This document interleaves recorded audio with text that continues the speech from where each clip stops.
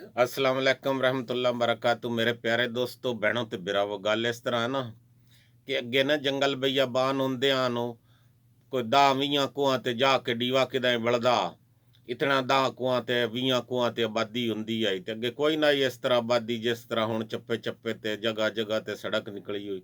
इक्का सड़क हुंदी आई शेर शाह सूरी कढवाई आई, एक कंधार तो दिल्ली तक वहिंदी आई ते अदा सर्वे कीता ते उस जगह जगह ते चौकियां दित्तियां। ते गल असल हुण मकसद वाली गल ते उन्ना सुणाइना मिजाइया लतीफा ही है।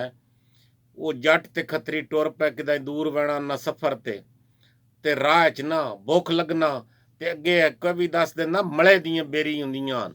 मले दी बेर वो आदे जिद्दे झाड़ी हुंदी ते छोटे छोटे बेर लगे तो खट्टे बड़े हुंदे न बेर। वो जट भी खांदा गया त्रोड़ त्रोड़ के, भुख लगी उन्ना ते खतरी भी खांदा गया। ਹੁਣ ਜਿਹੜੇ ਨਾ ਖੱਤਰੀ ਜਿਹੜਾ ਨਾ ਉਹ ਦੋਵਾਂ ਮਣੇ ਖਾਂਦਾ ਗਿਆ, ਸੱਜੇ ਪਾਸੇ ਵੀ ਮੂੰਹ ਦੇ ਤੇ ਖੱਬੇ ਪਾਸੇ ਵੀ, ਉਹਦੇ ਦੰਦ ਖੱਟੇ ਹੋ ਗਏ। ਹੁਣ ਜੱਟ ਜਿਹੜਾ 21 ਮਣੇ ਖਾਂਦਾ ਗਿਆ। ਹੁਣ ਜੱਟ ਜੇ 21 ਮਣੇ ਖਾਂਦਾ ਗਿਆ ਤੇ ਅੱਗਾ ਗਏ ਜਿੱਥੇ ਵਹਿਣਾ ਨਾ ਉੱਥੇ ਪੜ ਰਹੇ, ਉਹਨਾਂ ਰੋਟੀ ਪਾਣੀ ਦਿੱਤੀ, ਰੋਟੀ ਅੱਗੇ ਰੱਖਿਆ, ਉਹਨਾਂ ਟੁੱਕਰ ਪਾਣੀ, ਜਿਹੜੇ ਟੁੱਕਰ ਪਾਣੀ ਅੱਗੇ ਰੱਖਿਆ ਨਾ ਤੇ ਜੱਟ ਨਾ ਛੱਪੜ ਛੱਪੜ ਕਰਕੇ ਖਾਣ ਲੱਗ ਪਿਆ। ਹੁਣ ਖੱਤਰੀ ਮੂੰਹ ਚ ਗਿਰਾਂ ਗੱਤੇ ਤੇ ਰੱਖ ਕੇ ਬਹਿ ਰਿਹਾ।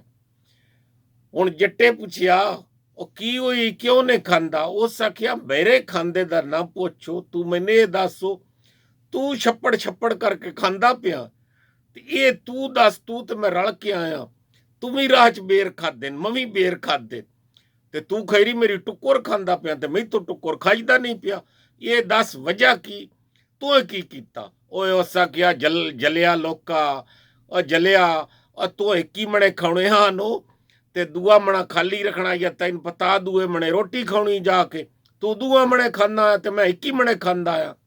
ਉਸ ਆਖਿਆ ਹੁਣ ਪਤਾ ਲੱਗ ਗਿਆ ਹੈ ਇਹ ਜੱਟਾਂ ਦੇ ਮੂੰਹ ਦੇ ਵਿੱਚ ਖਾਨੇ ਹੁੰਦੇ ਨੋ, ਇਹ ਨਾ ਰੱਖਣੇ ਮੂੰਹ 'ਚ ਵੀ ਰੱਖੇ ਹੁੰਦੇ ਨੇ, ਉਹੀ ਤਾਂ ਰੱਖਦੇ ਹੋ ਰੱਖਣੇ, ਤੁਸੀਂ ਮੂੰਹ 'ਚ ਵੀ ਰੱਖਣੇ ਰੱਖੇ ਹੋ।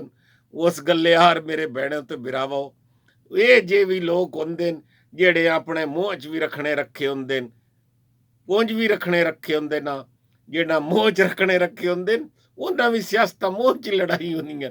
ਉਸ ਗੱਲੇ ਯਾਰ ਇਹ ਕਹਾਣੀਆਂ ਸੁਣਾਉਣ ਦਾ ਇਹ ਮਕਸਦ ਹੈ ਜਾਂ ਗੱਲਾਂ ਦੱਸਣ ਦਾ ਕਿ ਆਪਣੀ ਬੋਲੀ ਨੂੰ ਪੰਜਾਬੀ ਜ਼ਿੰਦਾ ਰੱਖਣ ਦਾ, ਕਿ ਬਾਜ਼ ਬੇਰੀ ਵੱਡੀਆਂ ਵੱਡੀਆਂ ਹੁੰਦੀਆਂ, ਬਾਜ਼ ਮਲੇ ਦੀਆਂ ਬੇਰੀ ਛੋਟੀਆਂ ਹੁੰਦੀਆਂ, ਉਹਨੂੰ ਮਲੇ ਦੇ ਬੇਰ ਆਦਿਆਂ। ਤੇ ਅੱਜ ਤੁਸੀਂ ਕਿਸੇ ਬੱਚੇ ਤੋਂ ਦੋਸਤਾਂ ਤੋਂ ਪੁੱਛ ਲਿਓ, ਬਿਸ਼ੱਕ ਜਵਾਨ ਹੈ, ਉਹਨਾਂ ਨੂੰ ਮਲੇ ਦੀ ਬੇਰਾਂ ਦਾ ਵੀ ਕੋਈ ਨਹੀਂ ਪਤਾ ਹੁਣ ਮਲੇ ਦਾ ਬੇਰ ਕੀ ਹੁੰਦਾ। इदा मकसद है कि मेरे प्यारे दोस्तों समझ लगती रहे, पता चल जाए कि कोई ऐसे भी है नो झाड़ियाँ छोटियां छोटियां भी होंदियां अगले जमाने में जिन्हों ते छोटे छोटे बेर हुण भी उसन किदा जंगलों में, पर हुण घट हो गई, आबादियां हो गई, वध गई, वो लोग वढ़ लियां, इस तरह आहिस्ता आहिस्ता खत्म हो गए, वो किस्म के दरख्त खत्म हो गए। तो इस तरह हुण अगे भी अगला जिहड़ा विलाग है वह भी तुहानूं सुणाईसां कि ਉਹ ਪੀਲੂ ਡੇਲੇ ਕੀ ਹੁੰਦੇ ਹਨ, ਉਹ ਕਿਸ ਤੇ ਲੱਗਦੇ ਹਨ, ਉਹਦੀ ਤਸ਼ਰੀਹ ਮੁੜ ਸੁਣਾਈਸਾਂ। ਸਦਾ ਫੁੱਲਾਂ ਦੀ ਤਰ੍ਹਾਂ ਮੁਸਕਰਾਉਂਦੇ ਰਹੋ ਤੇ ਇਹਨੂੰ ਸ਼ੇਅਰ ਵੀ ਕੀਤਾ ਕਰੋ ਤੇ ਅੱਲਾ ਹਾਫਿਜ਼।